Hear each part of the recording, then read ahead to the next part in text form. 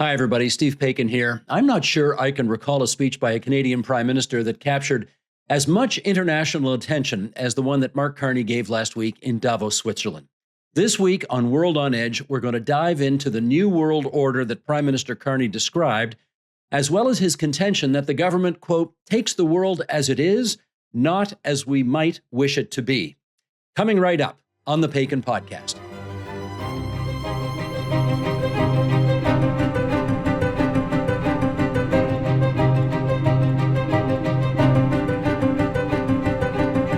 As always, happy to welcome back here on the World on Edge segment, Janice Stein, the founding director of the Monk School of Global Affairs and Public Policy, and our special guest this week, Christian Leuprecht, professor at Queen's University and RMC out of Kingston. And I guess we should add, is this true? A former student of Professor Stein's as well? Indeed. The best mentor you can hope for.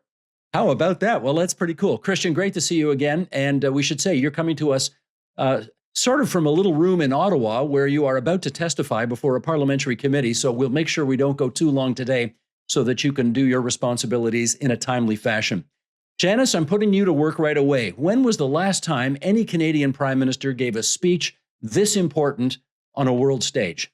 I'm going to answer that question in 1 second, Steve, but how great is it to have a return on investment like Christian? The best. It is just the best. So my answer is never. There has never been a prime minister of this country who has delivered a speech that captured this kind of attention at an international stage. Now, Louis Saint Laurent delivered a famous speech in 1946 called The Great Lecture, but that was a convocation hall in the University of Toronto, and he was at that time Secretary of State for External Affairs, aka Foreign Minister, but it outlined the fundamental principles of the new order at that time. So he doesn't count. Well, you might say Lester Pearson. That would be a good try, but Lester Pearson made very consequential speeches, one at the UN in which he outlined UNEF, the United Nations Emergency Force, the first peacekeeping force, but sorry, he was Minister of State for External Affairs. So this is the most consequential speech ever delivered by a Canadian Prime Minister in an international forum. All right, let me get Christian on that. Christian, you haven't been around quite as long as Professor Stein or me, but that doesn't mean you don't know your history. So what say you on that? So I think it's interesting how this has garnered considerable international attention. So I read a number of European papers on a regular basis, and I think it captured the imagination. I think it did so for two reasons. One is that I think it was a very articulate way of capturing the moment, and I think it spoke both to allies as well as to a domestic audience. And so that dual audience is actually, I think, quite difficult to capture in a single speech. But the other is, of course, that it anticipated what was coming from the Trump administration. This very sort of Thucydides, sort of the strong do what they can, the weak suffer what they must. So I think it might have not received the same reception if it wasn't as prescient as it was in terms of reading the tea leaves and the cards and laying out that, you know, we're playing with a weak hand. We need to have a stronger hand. We need to get more cards into our hand. And we need to understand that we need to be real players at the table rather than just watching the superpowers deal the cards amongst themselves. You know, Chris, and Steve, let me just add, well, I agree, but let me add one more reason. Earlier this morning, I was talking to someone who was at Davos in the room when both of those two speeches were given. And the third reason, the Prime Minister said in public what everybody was saying in private. And that explains in part the ovation. He had the courage to do so. Janice, you said that you thought it was the most important speech any Canadian Prime Minister gave in an international setting, but you didn't say whether you thought it was a good speech and that you liked it. So let me follow up with that question. Well, let me just say off the top, I did like it. there, I think Christian put his finger on it right there. There were multiple parts to the speech, some that aimed at Canadians and some aimed at the international audience, although the messages traveled to both places. Here's the first part. The liberal international order is dead. Don't mourn it. And nostalgia is not a strategy. Boy, so critically important to say to the town of Ottawa, where Christian is, this is an effort to get people to move on, to understand that we are living in different times, and to inject some urgency. The Prime Minister feels the urgency, but as you go down low levels, Christian just used a term as we were getting ready for the show, cognitive dissonance. That urgency isn't reflected, Steve, in many cases as you go down inside Ottawa, but it's absolutely critical if we're going to get anything done. So let me get Christian's take on the speech. Christian, did you like the speech? Yeah, so look, I mean, one of the things that Carney laid out is that the superpowers will move unilaterally, and we can either get on board and have capabilities to assert our interests and the political will to assert our interests, and that requires to live in this ever more realist world, or we're likely going to get people have run roughshod over us. I think look, what we've seen happen even over the last week is that superpowers do, in part because they can do it. But I think what the Prime Minister laid out is also the sense that we are not entirely, we have some capabilities and we have some instruments to assert ourselves. We don't need to be simply sitting on the sidelines and observing what's happening, but that it'll require significant also sacrifices to retake for us the initiative, and that we can only retake the initiative if we do this collectively, and if we also remind ourselves how we got to the moment where we are and what sort of world we actually collectively want to live in. And I think the key difference here is, yes, he captured the imagination of Europeans and European leaders, but that's because they're already where the Prime Minister and his speech were. Whereas in Canada, public opinion, and I think most of people, even in caucus and cabinet, are not where the Prime Minister is. And so this is very much about, I think, bringing Canadians along in terms of the world that we live in. And I think he called out sort of some elephants in the room that are a bit like the Holy Grail in Canada. So essentially saying that the international rules-based order was always a bit of a mirage, that we pretended that there was one, and sort of the rest of the world sort of pretended to go along with it, and saying that, the only reason why there are rules is because ultimately either people believe and follow those rules, or we have the ability to actually somewhat assert and enforce those rules. That's a very new reality for Canadians that for years have been told by Canadian politicians that, Canada projects values and, the United States projects interests or whatever else. I think Canada has always been a closet realist country. It's just that we've sold interests as values. And now we're in a world where the values and the interests don't align quite as nicely. And the Prime Minister is pointing out that ultimately we need to be clear about what our interests are and how we're going to assert them. Well, you can't give a speech like that. And Janice, I'll go to you on this one. You can't give a speech like that knowing that Donald Trump is going to be speaking the day after you speak, without knowing as well that there's going to be a lot of brushback. And of course, Donald Trump did that. He called Carney governor, which is what he used to call Justin Trudeau. He said, Mark, you ought to be more grateful, and Canada can't live without the United States. He really laid it on thick. So presumably the Prime Minister has made the political calculation, Janice, that he knows all that's coming, but he's going to give the speech anyway, and to hell with it. Do you think that was the right political calculation to make? Well, look, let's just let's go back a week, and refract some of the comments were coming out of Washington anyway. We don't need anything Canada makes. We don't need those cars. We want all car making in North America to be in the United States. I don't care if CUSMA is renewed or not. We don't need it. It's not important to us. So it's not as if a strategy, which I think the Europeans have used too, not only we, some of the flattery that the Europeans have used on Donald Trump, craven, cringeworthy. Sycophancy.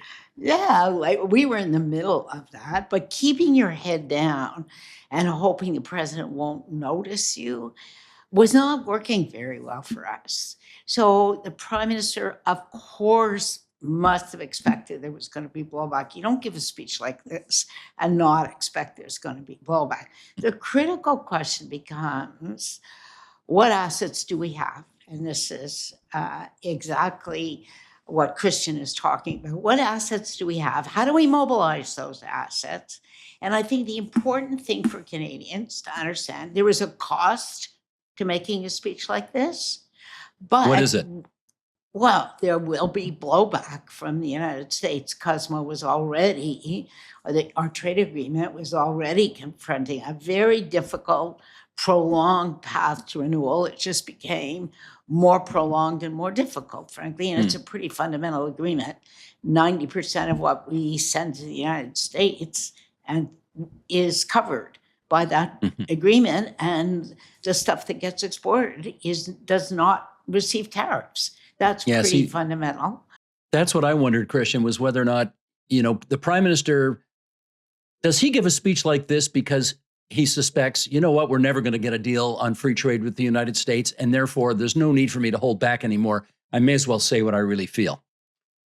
Well, so I'd sort of characterize this always as Canada, we may not be conspicuous by our presence, but we will be conspicuous by our absence.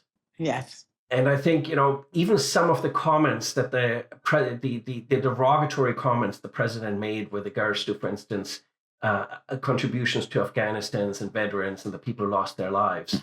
Imagine if we had not been there.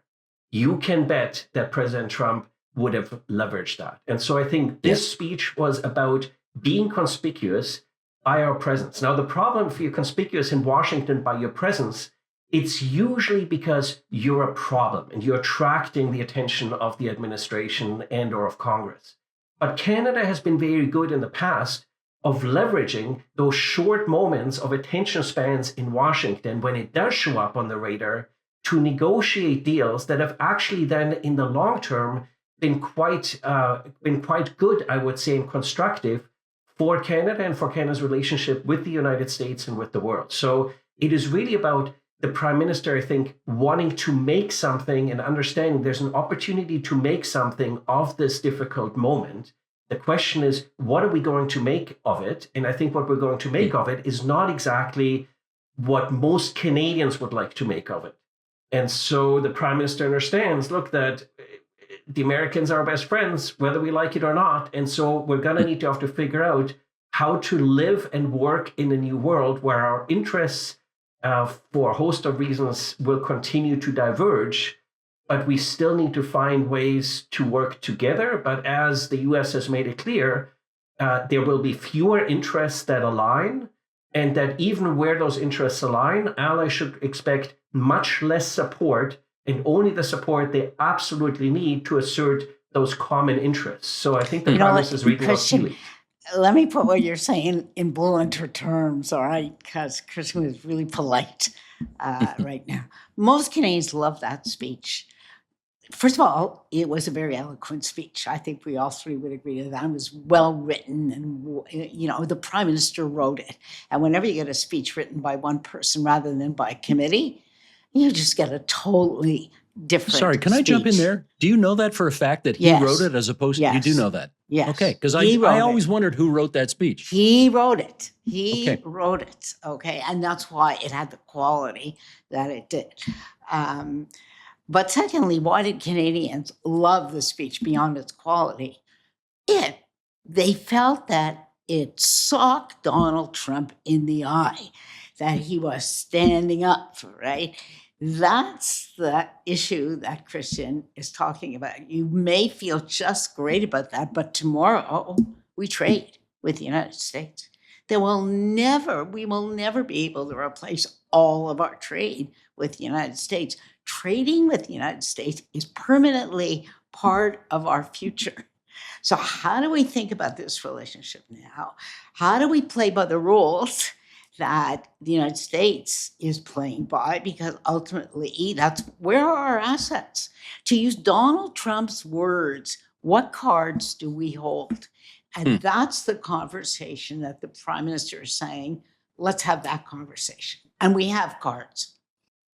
Well, let me put this to Christian. One of the bits of blowback that we have seen is that the Treasury Secretary in the United States is musing out loud about Alberta alone, never mind all of Canada, but Alberta joining the United States, given that they're potentially about to have a referendum on independence. I mean, that is the kind of thing that no politician from a foreign country would ever wade into in the past. But Christian, I guess we're in a new era now, I guess, Christian? De Gaulle did it. De Gaulle did it back in the 1960s. No one's been stupid enough to do that for more than 50 years. Well, it's interesting, the country where we've spent so much time talking about foreign interference, but the greatest risk of foreign interference has been the same for 250 years. It's the United States. Yeah. And I think one of the between the lines message that you get from the Prime Minister's speech is that we've been complacent in this country. We've not played ahead in terms of what's coming. We've not postured ourselves for the way the world has been changing. We've been living in, as the Prime Minister said, a world the way we would like it to be. And the longer we do that, the delta between where the world is going and where we would like it to be will continue to grow. And so the faster we can catch up, we will understand that, for instance, there are no doubt certain sympathizers in the Trump administration with Alberta's cause for strategic reasons. Because, of course, if Alberta were to leave the Federation, you can fold the country because, like it or not, Alberta effectively pays for much of the lifestyle and the prosperity that we ultimately enjoy in this country. And so, and the Prime Minister finds himself, I think this is partially why this was also a speech about national unity. And of course, the Prime Minister traveled right after to Quebec City to give sort of a quasi-national unity speech that didn't make sort of as much in terms of the headlines. But understanding we live in a difficult international moment, and the corollaries, we live in a very challenging national moment, and the greatest risk to the future of this country has always been internal disintegration. And so this is, I think, also what the Prime Minister is flagging for us here, that we all need to figure out how we're going to pull on the same side of the rope here. And let me just add to this. Scott Bessent was saying, again, in public. He's the Treasury Secretary. Yeah, who made that comment. He was saying in public what everybody had been saying in private. This is in Washington. They've been saying this. Look, if you think about this from a strategic U.S. perspective, look at the resources that are concentrated in Alberta. You don't have to bother much with Venezuelan oil if you have Alberta's oil. And in fact, in Ottawa, why do you think the Prime Minister traveled to Edmonton and made the deal with the Alberta government that he did? Because he's fully aware of this, and so are many others. So I think it's really important to recognize that this speech made public on both sides, both the speech and the reaction, what was talked about privately anyway, Steve. And it's an interesting reminder of the U.S. There's this hypothesis that the U.S. is a picky empire, that when Trump talks about the 51st state, he's actually not talking about all of Canada. He's not interested in Quebec. He is disproportionately interested in certain other parts of Canada. And so what's our national unity strategy when we need to defend also, I don't think we need to defend from a U.S. invasion. This is a complete distraction of what's actually the great threat to this country. The great threat is significant pressure that the U.S. president is going to exert as a result of the upcoming free trade negotiations, and the threat of internal dissent within the country to the point of disintegration. And of course, let's add one more, and I know Christian, I think you will agree with this, Christian. Alberta and the Arctic, right? And our Arctic, as you've heard me say many times, is virtually undefended. And it's just inconceivable to me that we would be there given what we saw in the month of January from the president. I did find it very interesting, the reaction of the Premier of Alberta, who, of course, has put in this new law providing for circumstances under which a referendum can take place. And many people have observed that the criteria for having a referendum on independence are far too easy and get us a little too close to that option for those who want to keep Canada together. But I note that Danielle Smith came out and said, look, she believes in her guts that the majority of Albertans want to stay part of Canada. So she didn't indulge in that speculation that Scott Bessent put forward, which I suspect those of us who want to keep the country together appreciate it. Now, here's the next question I want to ask you too. And that is, I want to know if it's actually possible to do what Mark Carney kind of presaged during that speech, which is to say, okay, all you hyperpowers, you want to go over there and do all your thing. Then us medium-sized powers, we're all going to get together in some new kind of alliance so that, well, okay, that's what I inferred, Janice. He didn't say that. No. That's what I inferred. Okay. So I think this is the biggest single misreading of the speech, okay? Thank you. All right. And let me take just a minute. No, you're not alone. You're not alone. Most people hear it that way. It's not correct. He used a funny phrase, a wonky funny phrase called variable geometry. So, but what does that mean? On any particular issue, you join up with a few others to move that issue forward. So in the aftermath of that speech, there's been a lot of critical commentary. Oh, there's so much disunity among middle powers. You can never build a coalition. And the Europeans can't even agree, on the regulations for cheese. There's 27 of them in the European Union. They're never going to get together. They never have. That's not what he meant. Variable geometry is, if we have an issue in the Arctic, who are the one or two Arctic powers that we want to work with most closely? And I believe Norway should be one that we want to work with most closely to move that addition forward. We don't need all the Arctic powers. We need the one or two that are really relevant to that. Oh, we want to diversify our trade. What are the two or three in Europe? We don't have to do a deal with the European Union. Who are the two or three in Europe that we want, that we think would be great export markets? So this is not about creating a new alliance of some kind. No. In fact, it's the obverse, because the most effective international institutions today are not the old clunky ones that require vetoes where nothing happens. They're the more nimble, flexible. There's AUKUS, Tier 1 and Tier 2. We just signed an agreement with the most terrible name. I mean, I don't know what these folks were thinking. It's called ICE. But would you believe it? But it is the ICE. Who does it include? It includes Finland, Canada, and the United States. And it's about sharing research to produce more advanced icebreakers. That's why they got that name. They need a new name. They need a new name. But it's 3 countries. So, in fact, that criticism misses the opportunity for nimbleness, for flexibility, and for standing up small coalitions, issue by issue. Nothing's permanent. Okay, let me get Christian on this. What did you infer when the Prime Minister talked about other friendships and alliances potentially? The importance of minilateralisms, and in particular minilateralism outside of U.S. participation, or perhaps U.S. participation, but not U.S. leadership. I mean, this is what we see with the security guarantees on Ukraine, for instance. A great example is, for instance, Canada signed a maritime security partnership with Germany and Norway that Denmark has subsequently joined. For instance, just before Christmas, you saw an undersea defense pact signed between Norway and the United Kingdom. So getting together countries that have joint interests and joint issues at stake. And Janice pointed out the Arctic, and it was very interesting that, of course, during this cascading Greenland crisis that went sort of from a geopolitical crisis to a diplomatic crisis to an economic crisis. I think this is partly what's implicit in this Prime Minister's speech, that it's not sort of one consistent crisis. It's the problem of sort of cascading crises that are associated with these and our inability to contain these as they unfold. Who led that quick sort of mission to Greenland that really got Trump's backup? it was Germany.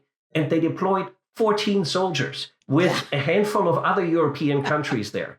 But it was the ability to show that, yes, we have capabilities and we will assert those interests using the capabilities that we have. And so this is what I mean, like you'll be conspicuous by your presence. And that's, I think, important in terms of these minilateralisms, and that look, we are some of the wealthiest countries in the world.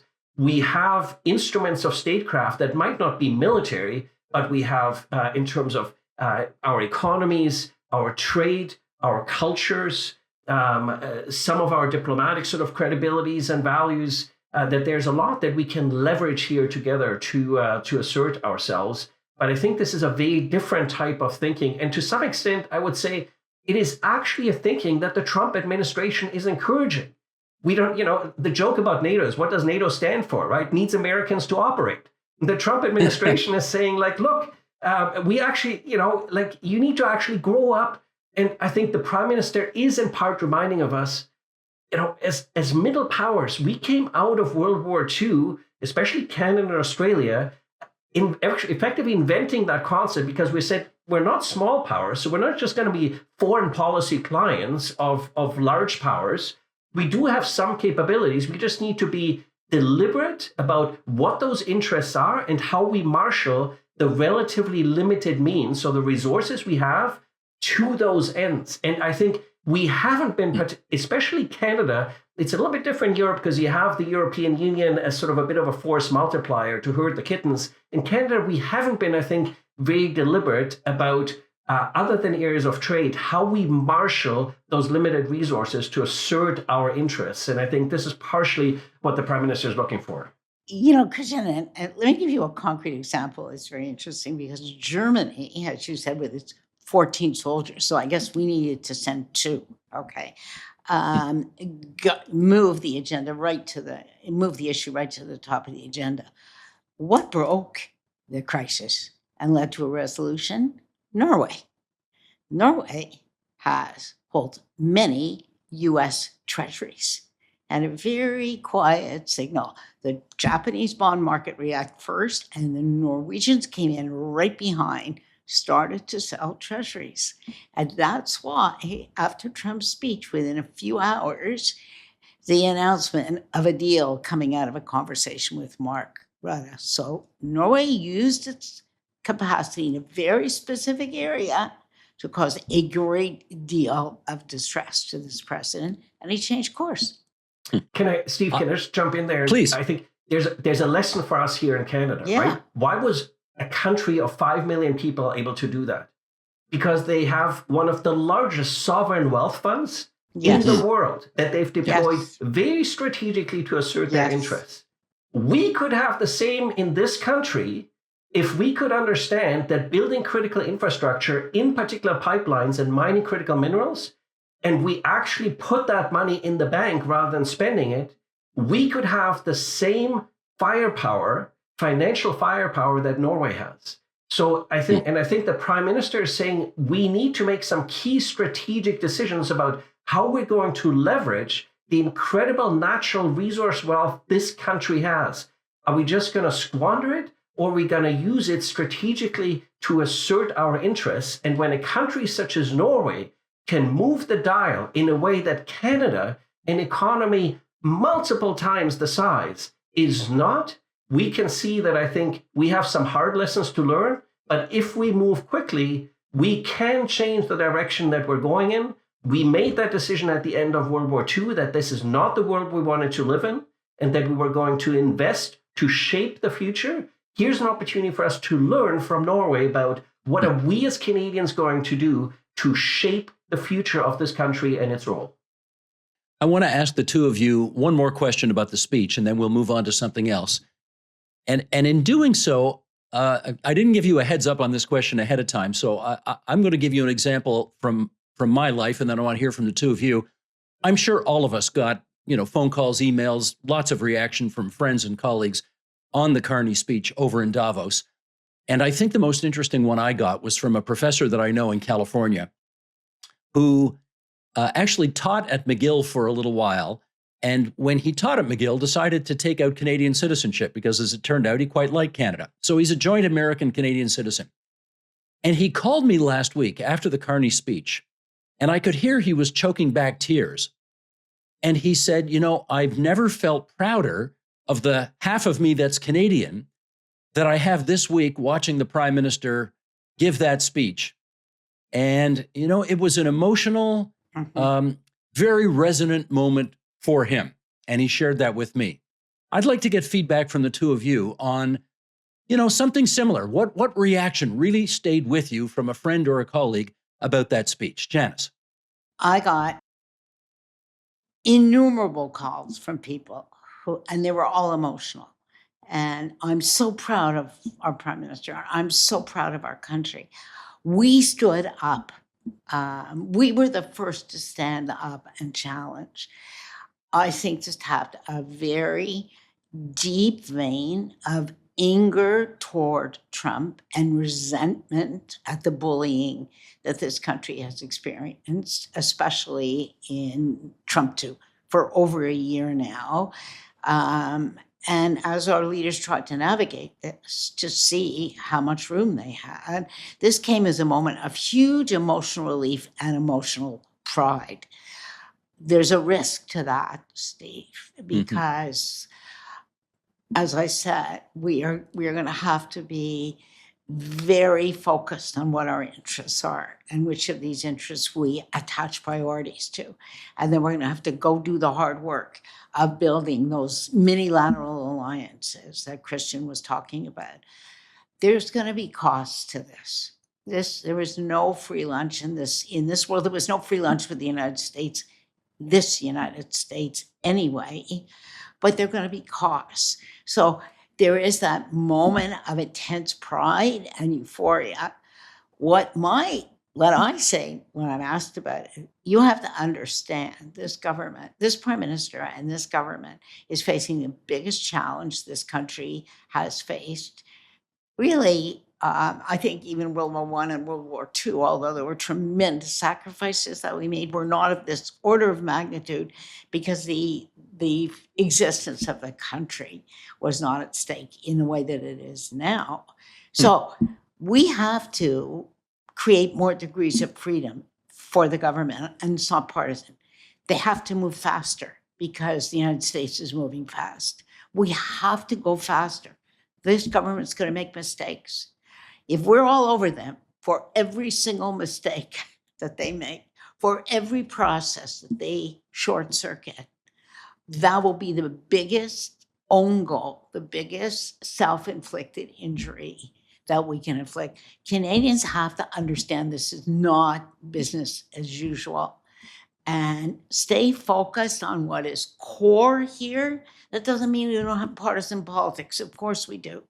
But there has to be a recognition that no government in living memory of every single Canadian in this country has faced a challenge of this order of magnitude. Understood. Christian. So 2 quick comments. One is there's a strategy to the speech. And I think what the speech did nicely, and when you talk about the emotional response, it did both the play-by-play and the color commentary.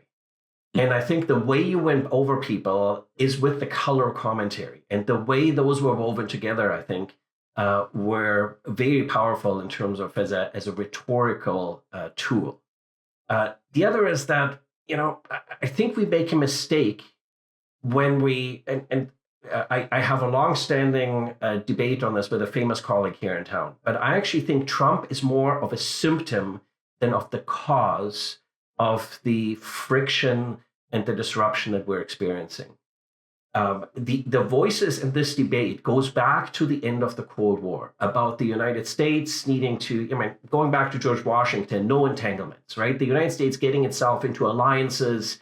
I've called this multilateral unilateralism. The US has always been unilateral. It's just this multilateralism has served its interests. And, already at the end of the Cold War, there were voices in Washington that said that this is not really serving our interests. That was disrupted first by Bill Clinton's unipolar moment, then by the global war on terror. But you already got that in Trump 1, this sort of decoupling from allies and the US sort of more going it alone. People mistake that for isolationism. The US hasn't been isolationist since the late 19th century, but the US has always been unilateralist. It just manifests sort of itself in different ways. And so we could have prepared ourselves for that. My colleague, Kim Nossel, wrote a well-known book about this, Canada Alone. And I think, what you also get from Carney's speech, we live in a very dangerous moment that if we don't get with the playbook here, the risk is that Canada will find itself very isolated in the world. As Europe becomes more autarkic, more independent, more autonomous in its decision-making, that we will be sort of become relatively less important to global decision-making. And so remembering that Canada uses the relationship with Europe to counterbalance the vagaries of US unilateralism, all this is implicit in the speech. So this is not just about functional minilateralism. It is also about strategic minilateralism to offset the unilateralism that we see from the United States. And if we don't do this, we're going to become less important in the world. We're going to have to spend ever more on instruments of statecraft for an ever lower rate of return. And if you want to see what that looks like, look at the Indo-Pacific and our closest allies there and how much they are spending on their instruments of statecraft and the relatively low rate of return that they ultimately get. And for all of Trump's menaces and threats and so forth notwithstanding, I do think the Trump administration also understands that although it looks like US unilateralism and it looks like bullying from the United States, there's also senses we live in a very dangerous world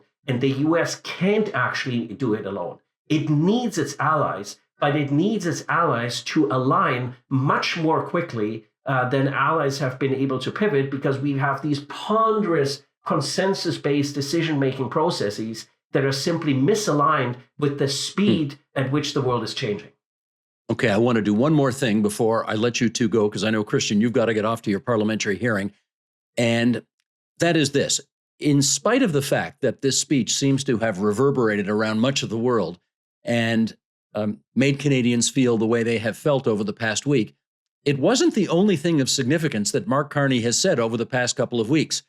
And the other is what I want you two to focus on now in our remaining moments here, which is to say, after this government of Canada signed the deal with China, and some reporter asked the Prime Minister, is it a good idea to get in bed with an authoritarian country the way we are here? And the Prime Minister said, well, we take the world as it is, not as we might wish it to be. And Janice, I wonder if you believe that statement represents a whole new approach to foreign policy and dealing with the world for our country now. Steve, I'm going to say this. Canadians have, for a long time, taken the world as it is rather than the way we wished it would be, with some exceptions. There have been some exceptions, because we wouldn't be here as a country if we hadn't done that. But we never talked about it that way. And that's what created this gap between what leaders said and what they did. When I speak to Canadians, which I do very often, the two most favorite expressions you hear are, we are a nation of peacekeepers. No, we're not. Haven't been for 30 years. We haven't been for 30 years. And even when we weren't all that important in the peacekeeping landscape very quickly, right? And the other is we project our values abroad. Well, as I remember, it was Pierre Elliott Trudeau who went to China and opened the relationship with China. And that was before the Americans. Before the Americans did, and there were clearly not values that were aligned. It's a disservice to the Canadian. I think Prime Minister Carney did a huge service. That's why I think this speech was just as important domestically as it was internationally. It is not a service to the Canadian public to continue to perpetuate myths which bear almost no relationship to the reality of what Canada actually does in the world. And this is the beginning. I think this speech is the beginning of a pivot, as Christian said. It has to come in the Canadian public. So they ask themselves over and over, what can we do in the world? which of our interests are served in the world? What do we need to do to protect ourselves in this world? Those are not questions that the government has asked those questions, but those are not questions the Canadian public asks. Christian, your view on taking the world as it is, not as we might wish it to be. So, look, we've been complacent in the sense that we live next door to the largest economy in the world. And so we've hitched our wagon to that economy. And that's worked great for our prosperity, for our security, for our social harmony. And then we doubled down on that with a free trade agreement that further deepened the integration with that economy by design, not by consequence. Of course, many other allies in the world and partners are not in that favorable position. Think of South Korea, for instance. If you don't have natural resources, and you're in a dangerous part of the world, you have to think in a much more diverse fashion. Look at what Australia did a decade ago, right? Australia signed a very deliberate strategic deal on liquid natural gas with China that Australia has leveraged very deliberately in terms of its relationship with China, which has also been difficult. But I think there's opportunities here. Look, I mean, given the size that China is as an economy, and its political importance, we're going to have to be pragmatic and work with China on some issues. I'm just surprised we're not being very strategic about that. You know, if I would have been the prime minister, I would have tried to have a liquid natural gas deal with China in return for China getting the United Front Work Department to stand down on its operations here in Canada. So I think those are deals that we can strike. But we're also reminded of the fact when the Prime Minister says the international rules-based order is over, which of these orders is over? Because as John Eikenberry reminds us, there's three of those orders. There's an economic order, there's a political order, and there's a sort of human rights order, normative sort of order. And the economic one, I think to some extent, we see from the Prime Minister, that still seems to be working somewhat. The political one is more controversial, in part because, of course, China and now Russia would like to upend it. The human rights one has never had really buy-in beyond sort of a few small countries. And so we need to think about where are we going to put our priorities in terms of the world that we ultimately want to live in. And so if that international rules-based order is over, what we do see from the Prime Minister is that perhaps not all is lost. Janice, last word to you on this. The Prime Minister has said, I want to take a principled yet pragmatic approach to dealing with the world. Those sound like contrary values. Can you be both at the same time? There's trade-offs there, right? There's trade-offs. There's no question. And they're going to come fast and furiously. Because sometimes, quite frankly, pragmatism has to come at the expense of principles. You have to do what works in the world. That's the definition of pragmatism. And sometimes they conflict with principles. And you might argue, look, we just did that with China. We were pragmatic. We started very small. We were pragmatic. We're doing it with India. The Indian government does not have a great record on human rights, as you know, but we have huge opportunities in India, a very large South Asian diaspora in this country, and really significant opportunities. We as a small country cannot be at odds with the United States, China, Russia, and India because they are currently violating our values. We would be so isolated and we would be forfeiting economic opportunities for every single Canadian in this country. So you make compromises. The real issue, how much of one do you give up in order to get something on the other side? And boy, Steve, you know as well as I, that is the essence of politics.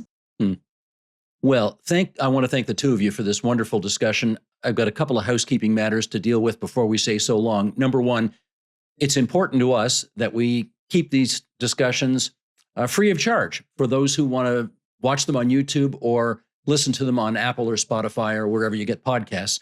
So they will be. Having said that, for those who want to kind of support what we're doing here, we invite you to go to our Patreon page. That's patreon.com/the Paikin Podcast. There's lots of, I guess they call it web exclusive videos there, other interviews that you won't see online, as well as some other goodies. So please check out our Patreon page. And all these shows are archived at stevepaikin.com. So we invite you to check that out whenever. Christian Leuprecht, Janice Stein, so good of you to join us on the Paikin podcast this week. And until next time, peace and love, everybody.